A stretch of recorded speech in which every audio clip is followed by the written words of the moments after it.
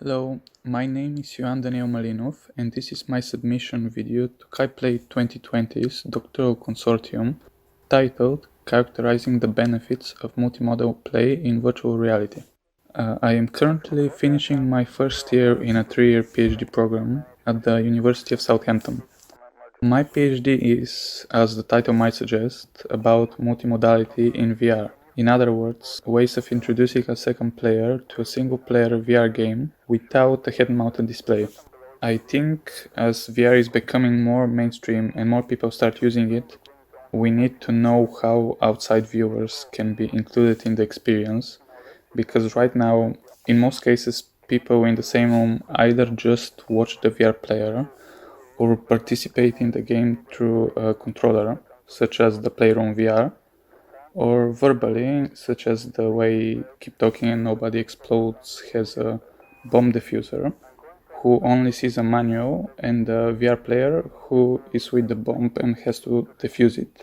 This design space needs to be explored more in depth, as knowing the pros and cons of each way of adding a second player would be very beneficial for any future developments in this sphere.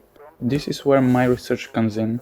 I aim to explore how including a second player alongside the VR player can happen, in what ways a second player can be included, and the difference between those ways. I have chosen immersion as the first property to measure, as the whole point of VR is to be immersive.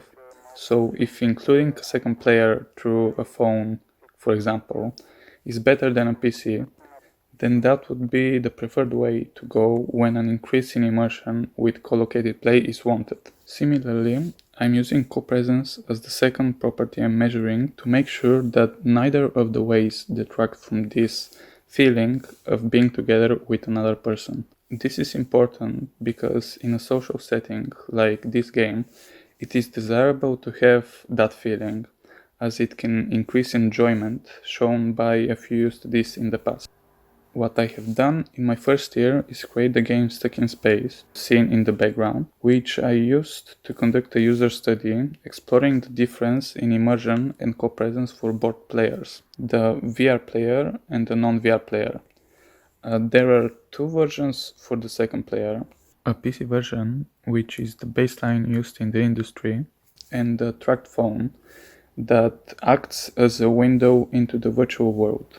The game's premise is that the VR player is an astronaut in their space station, and the non-VR player is a drone that has to help them fix the spaceship. The study used two modified questionnaires for co-presence and immersion, the Network Minds measure of social presence and the IPQ. Two people would play the game once, fill in the surveys, swap, and do it again, with a semi-structured interview at the end. The results, with a sample size of 24, as seen on the screen, were a bit surprising. The expected result for co-presence would be that the VR phone version has a higher score than the VR PC, as the players are next to each other, but there was no significant difference between the versions. The only difference being the immersion of the VR player versus the PC and phone versions, which was expected. The interview data was then coded, and 13 codes emerged, spread across 5 teams for both immersion and co-presence. They help shed light on why the survey results were this. One of the reasons was that each of the two modes has positives and negatives that cancel each other out in the end. So for a person to be able to observe a significant difference, they would need to be accentuated or removed from the experience. One of the main themes, embodiment, was an important part of the experience, as some people easily played the role of the drone, while others didn't feel like one at all. With that in mind, the future direction of my PhD would be to conduct a systematic review of ways of achieving embodiment, followed by expert interviews to confirm the findings and get opinions on tackling this problem from first-hand experience.